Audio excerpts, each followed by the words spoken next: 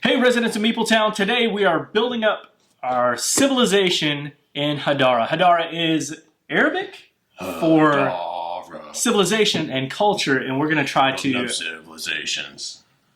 Every game, there's a song. Let's get to the table and check out Hadara. Alright, here is the setup for Hadara. This is a card drafting game. All the cards are out here in the middle of the table. We each have our own player boards. We're going to be moving up these tracks as we draft these and pay for these cards. And there's lots of other stuff going on here, but what I'm going to do is just go straight through the epoch summary, and that's going to really give you a taste of how the game plays, and we'll just play through the entire first epoch. It won't take very long, and show you all of these different phases. So, that being said, I drew the first player card while John wasn't looking. We each start off with 8 coins, but in a 2-player game, since I'm the starting player, I'll be the starting player for the first and third epoch, meaning John gets 1 less starting epoch phase, and so he'll get an extra coin there. And then we each put our... Only 1 coin? We each put our little pieces on the track based on what that is. This is our income track, this is our military track, this is our culture track, and then our food track, which we have to have up to be able to... I just got hungry whenever you said that. Feed our workers. I want you to feed me. So the first... Right now. That's weird. So the first thing that we're going to do is determine the first player, set the wheel. I am the lion, and John is a... beetle. Beetle. Ooh. What's better, lion or a beetle? The For Beatles. sure a lion is. Oh, the Beatles. Beatles, yeah, you're right about that. Okay, so I'm going to start off the track, and I'm going to pick the position I want to go to. Is better. Okay. I'm going to go here. I'm going to start off with a purple card. I don't usually do that. Wow, that's interesting. The purples are the weirdest card. Now, we're each going to take the top 2 cards from the stack, and each pile has 4 cards in a 2-player game. It's 2 cards per player. We're going to keep a card to play it, and then we're going to discard the other one here for the phase 2 piece. And okay. Oh wow, that's pretty good. They also have a cost here, so you can pay the cost and get the ability at the top, meaning most of the time you're going to be just moving up a track, and you'll get victory points at the end of the game. They'll be discounted as you put out more cards. The other thing you can do is discard the card for money. In the first epoch, each card is going to be worth 2 coins apiece. I'll pay 4. Do I need to stop talking so much? And move everything up 1 on all of the tracks. Ooh, that's not a bad one. That's a good one to card, get off that. Not bad. I may have stacked the deck. I did. Oh, I really didn't, actually. Stop lying. Sometimes I do, but not this time. Stop lying. Ooh. Okay. What'd you do that first round? You just moved up on the money and the food track? Mm-hmm. All right. I will... Yeah, I'll be able to do None of your business what I'm doing. All right, I'm paying 4. I'm paying all of my money to put that out, to move up 2, two on the money track. I want a lot of money. I'm going on the culture. Put that there. Keep going around. And the next stack. All right, now I'm getting leftovers of... Not leftovers. He hasn't looked at these yet. So as you'll see, mostly what we're doing is just, like Dean said, we're taking a card and going up a track. At least at this point. Besides the purple, that's pretty much what these cards do. Right. I'm going to discard this for money. But we'll put our discard up there. How about that? 2 coins for the first round. Oof. See, this is where it does get interesting here whenever I would like to go up the red track, the military track, but I've only got $4. Yeah. And so if I spend 2 only, there's a good chance I wouldn't get what's in purple, which purple can be pretty valuable. Yeah. So I'm actually going to discard. Yeah, the purple is the weird one in this. It can be end-game points, it could be moving up tracks, it could be gaining other bonuses, lots of different stuff. Of course, last game I was really trying to get some good ones in purple, and I got a poopy cards. A poopy. Maybe not poopy. Ooh, this is only 1. I can afford that. You know what this means? Yeah, so that means when you discard a card, you're going to get an extra coin, which is a really good one to get in the first round. That is what I'm taking. In like 7 Wonders, I didn't mention this, but we're playing with the Epoch 1, and then Epoch 2 cards come out, which are better, but they cost more money. I'm going to spend $1 to get this one and move up 2 on my culture track. I probably shouldn't have done that. I'm not going to have any money. Oh boy, that's a decision. It's a tough decision. I'm doing it. I'm doing it. I don't care. Put that discard there. And Dean, did you mention that there's different cards every game? So there are different cards every game. We Again, I mentioned that we put 4 cards out there, but there's a lot more cards in the box. You can play this game up to 5 players, and even then, I'm pretty sure you'll have cards left over in a 5-player game. I've only played this up to 3, I think. 4, 3. Anyway. All right. Oh, I got one more decision. Yeah, we Sorry. got one more pile to look through. I thought I was donezo. And I cannot afford this, so I think what I'm going to do is put this in the pile and discard this one for some coins. Fortunately, you can't afford everything that you want, and you're not going to know what you're going to get till you get to that stack. You never know what you're going to get. All right, so we're going to leave all those cards. They're going to sit tight there for a little bit. We can't look through these stacks because we're going to use those in a minute. So right now we're going to take our income. So all you're going to do is look at your income track and give yourself that much money. I got $6. Wow, you got a lot more than me. In your face. It's good to get income. Yep, it definitely is. All right, now we're going to take a colony which we can plunder or integrate. And now that means we can take one from this stack. You can only do this one time per phase that happens. Right now, I can afford a level 3, but John cannot. So I will take this. And here I have a decision to make. I can either just take 3 coins, or I can pay 1 coin to flip this over, but I don't know what's on the back side of this. It could be more points than just the 2 that are listed there, and it'll also move up on different tracks, but I'm just not sure which one. So I will pay $1 and gamble here a little bit. I'm going to put this up here because I probably won't be able to get another one.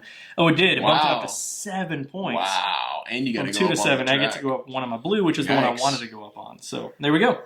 Carve a statue. Which I can't. Which is over here. We'll explain that when we are able to. But yeah, neither one of us can. So we'll skip that one, go to phase B, which now we're going to take turns drafting these cards on the outside, and it's going to be played out the exact same way as that first round did. Well, we don't have to go in order now. So when he goes, he can pick any of them. Right. That's right. Yeah. So this wheel doesn't matter anymore. We can pick from any stack that we want. I would like to be able to move up to carve a statue if I can, but I also don't want to spend all of my money. So I'm going to take this card right here. Okay. This one cost 2, but here's the good thing. I've got a card right here, so that's going to give me a discount of 1 that'll only cost me 1.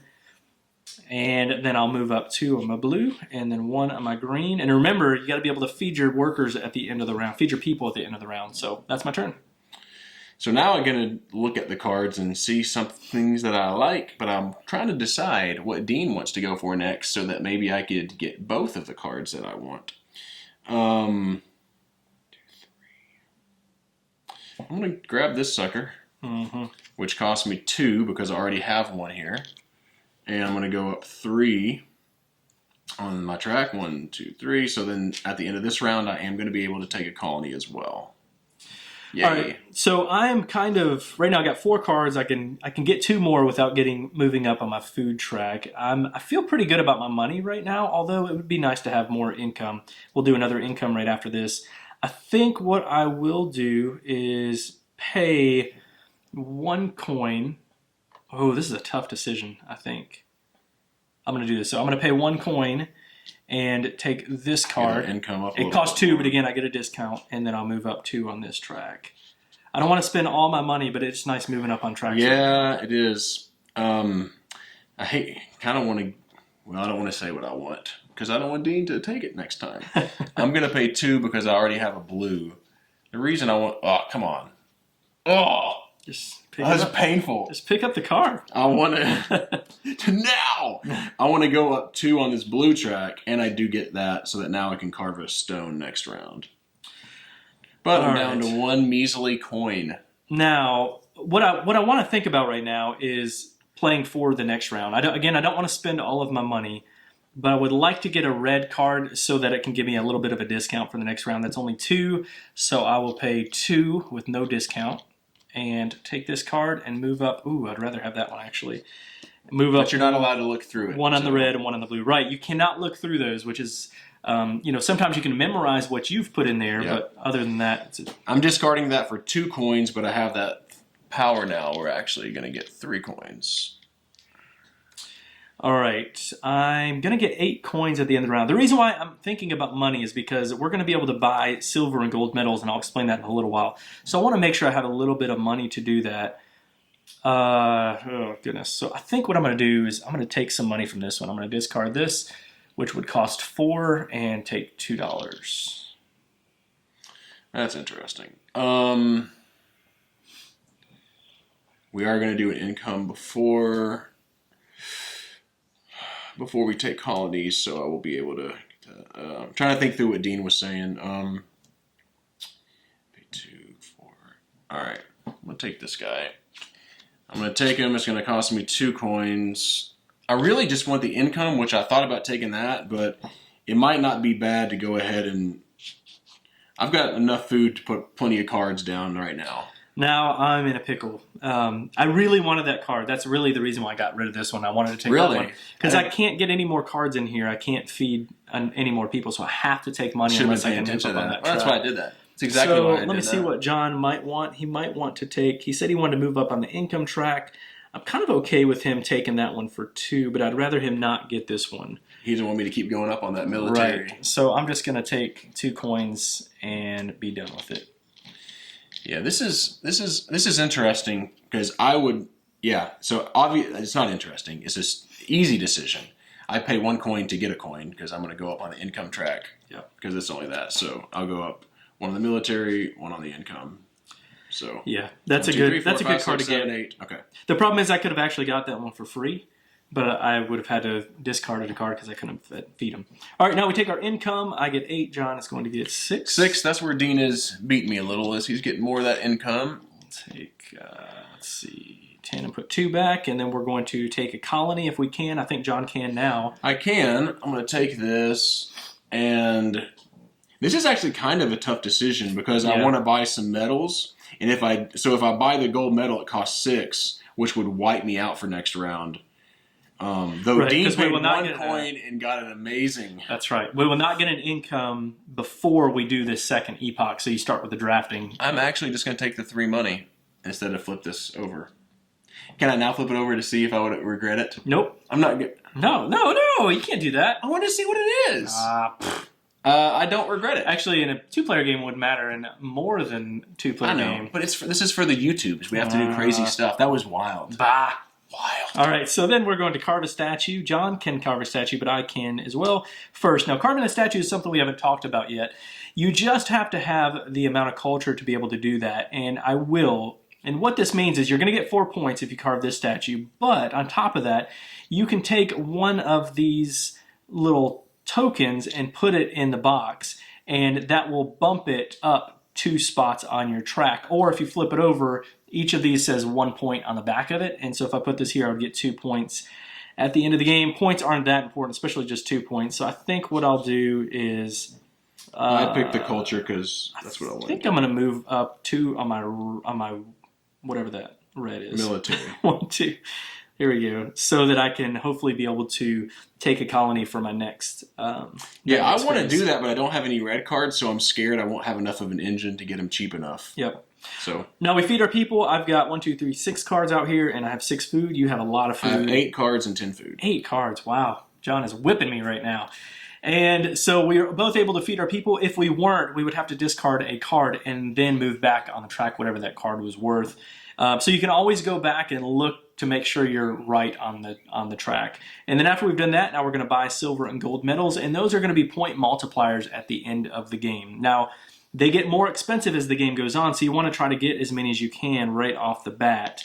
I think what I'm going to do, and you can buy 2 of each medal per phase, which is all of them, pretty much. I think I'm going to go ahead and buy both of my gold medals. Yeah, wow. Right off the bat. You have $12? Yikes. I do have $12, and you only get 2 gold medals and 2 silver medal spots there. So what this means is at the end of the game, for every set that I have of all colors, right now I don't have any, I'm going to get 7 and 7, 14 points per set that I have, which is huge. A lot. Which means I'm going to try to focus on that if I can. So even though I have more cards in him, he's got both of those medals. Right. I could buy a silver medal for 4, but I need some money to buy cards. So I just can't strap myself like that, I don't think. Yep. There you go. All right, then what we would do is reset the board with Epoch 2 cards and then play through that. And I would pick 2 more this epochs. time. John would pick first, and that would be it. That's it. Let us talk about the art and components. All right. Yep, so art and components, Deanie. Yes, art and components. I love the bright colors in this game. I think it's good. I really enjoy the art on the cards. I think are fantastic. I think the board, you're not going to look at the board that much, but if you do, these little lands are pretty cool. Yeah.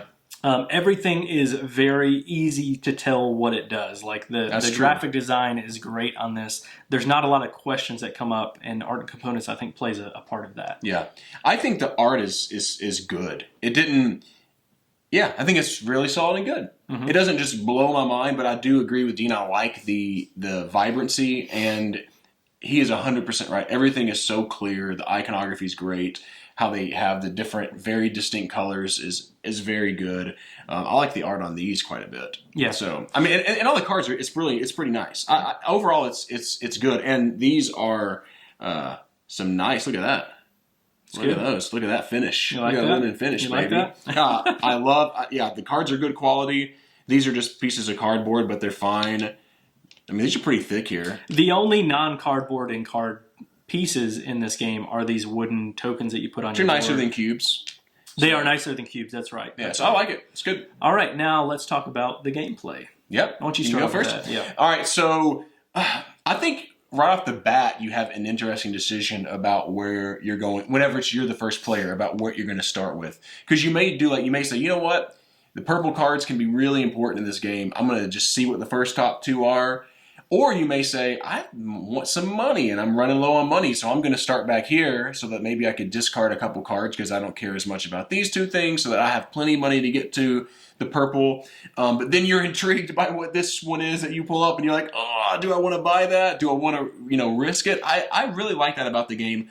I enjoy going up tracks like you do, Dean. And having that balance of, so you having that balance of maybe wanting to go heavy on a track or two, which is really positive for the silver medals, but the gold medals is not. Yeah. You want to have all, like right now I need one red to even score on that. So you're kind of balancing all that out. You know for a fact you're going to have to get rid of, you're not going to be able to buy everything you want. Mm-hmm. Yeah. And so it's a push your luck.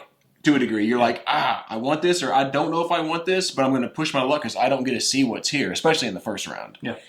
Do I want to risk it, and maybe there's something better, maybe there's not, maybe it doesn't give me what I want. So yeah, I like those decisions. What do you think? I do too. Yeah, you mentioned the moving up on the track. That's one of my favorite mechanisms these days. I've really enjoyed that, which is why this game intrigues me. I really enjoy card drafting, which I think is fun. Now the negative for that is that the only thing that's different on these cards are the purple ones. Everything else is going to be moving up on tracks. Now, it's always going to be, so if it's a red card, it's always going to be at least moving up one on the red track, and then potentially other colors could be in the mix there. So that could get kind of samey, but I think it's fun because the decisions come in which tracks are you going to move up on? Where do you really want to get all of your points? And I think, like John said, if you have these gold medals, which you're going to want to have all the medals if you can. Like I feel like you're at an advantage if you do. Yeah. But the problem is, one, that gets really expensive, and two, you really kind of limit yourself on, like at that point you have to kind of spread everything out, but you want to go a little heavier on the ones that you have the silver medals for. And I think that becomes interesting, decisions in there. Now, This is not a super heavy game. This one gets kind of compared to Seven Wonders. I've heard it compared to because of the theme and the card drafting. What's another game that it might? I guess It's a Wonderful World is new. Yeah, it can kind of have some of those vibes too. Maybe like an Endeavor type of game where you're moving up on a track. But I think this game is unique. Sushi Go.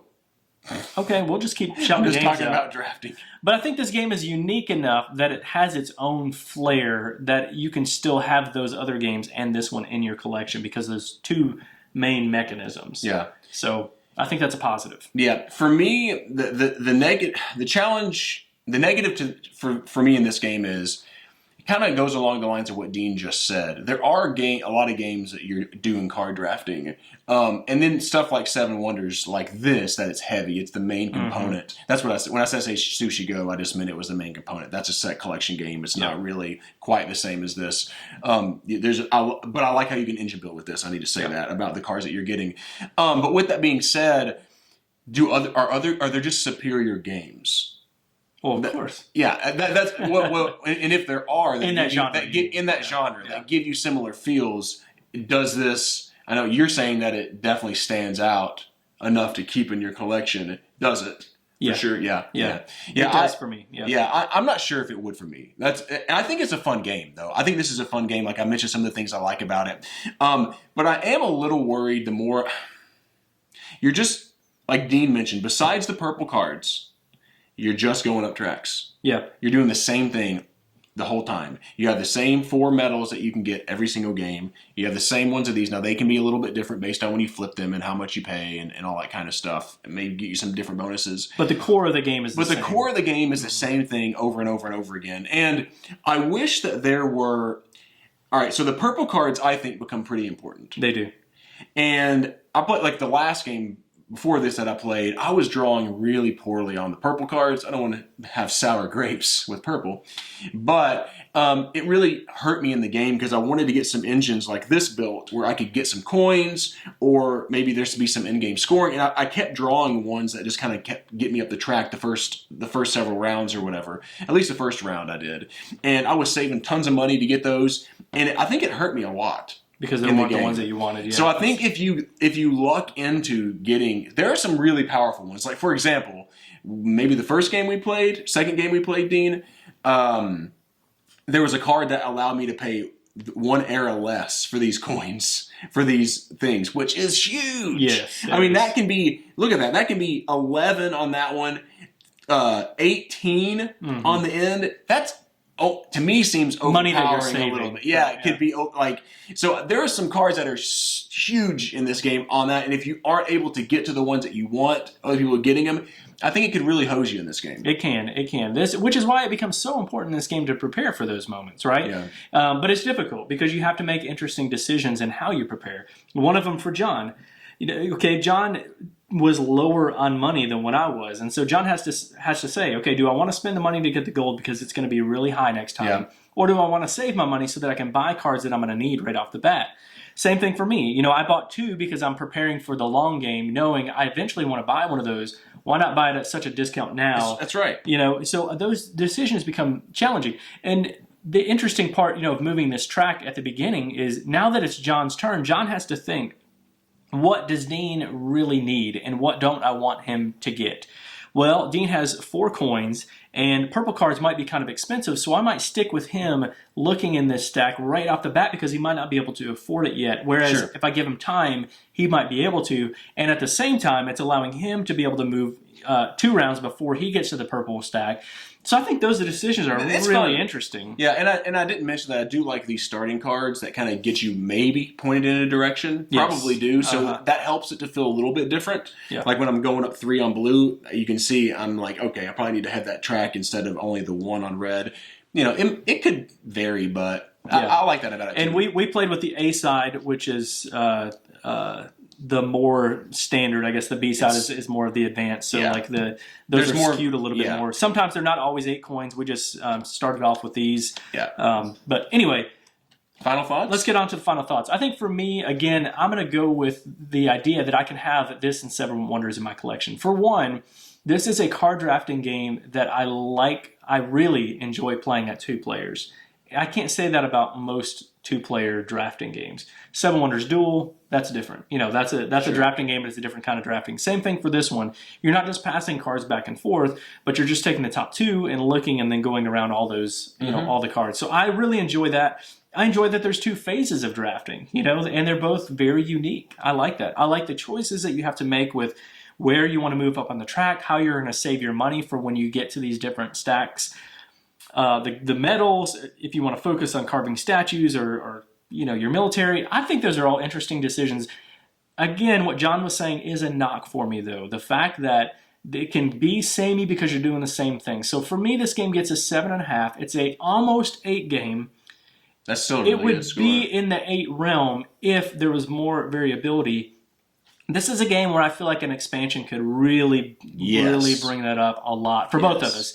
In the same ways that 7 Wonders did, right? 7 Wonders with the expansions, I think, added so much. This is another game that if you add expansions that add something different to these 4 colors, and I don't know what that looks like. Maybe that's a terrible idea, but I think I would be very intrigued, and if it did it well... I would like there to be another purplish type card that might add a little more... Oh, you're saying add a whole other spot or something? Yeah, I would. Or maybe you're adding cards that do something besides just give you up a track. Sure. Like, an option to get that and maybe some kind of bonus, like the purple cards. And that's what I meant by those. Now, it might dilute the purple ones too much where, they're not as special. Yeah. I don't know. I'm not a designer, but that's just what I would like to see is more variability in this game. Yep, I agree with that 100%. I actually would say that because I have 7 Wonders, I wouldn't get this for my collection. But I did enjoy the play of it. I did. I thought it was a fun game. You're right about the 2-player and how this is better at 2 players. I haven't played 7 Wonders Basic in a while at 2 players. I've always played 7 Wonders Dual, so I guess I shouldn't talk too much to that. But yeah, I mean, there's some fun play in this game. There's some fun decisions that you're making, but the sameness is what has me kind of on pause, though I think it's a fun game. So I'm giving this a 7 out of 10. So, and that means usually willing to play. Like, I would play this a lot of the time because the big thing for me is this is a pretty quick game, I think. Yeah. Overall, it doesn't take too long. You just saw us play through, a third of the game. A third of the game, right, yeah. And you saw us play through a third of the game, which, this can be done with the 2 players in 30 minutes, I think, 30, 40 minutes. So that's a huge positive for me in this game. But it can get a little bit samey. But overall, it's still a good game. It's a solid game. I would love to see some expansions, like Dean said. If there's some expansions that could add a little bit more to it, it could really enhance it. Let me give you an example. Raiders of the North Sea is a game that I think is okay at the base game. Better than this, in my opinion. But when you add the expansions, it's really a good game. I think there's a potential for this to be a really good game if they add the right expansions. And but it's still fun. 7 out of 10 for me. Yeah, I would agree with that. So 7 out of 10 from John, 7.5 from me. Tell people how they can get in touch with us. If you're enjoying our channel, we would love for you to subscribe to it. Even click on that bell for notifications for when we come out with new videos. We have a podcast. If you want to check that out, we're on Google Play, iTunes, Stitcher, all that kind of stuff. Just look up Meepletown. We're at Meepletown Games on Facebook, Instagram, and Twitter. And finally, we're Board Game Geek Guild 3407. Thanks for coming down to Meepletown. Thanks for joining us, and be sure to follow us on Twitter at Meepletown Games, and connect with us on the Meepletown Guild, Guild number 3407, at BoardGameGeek.com, and also subscribe to our podcast and YouTube channel. And until next time, thanks for coming down to Meepletown.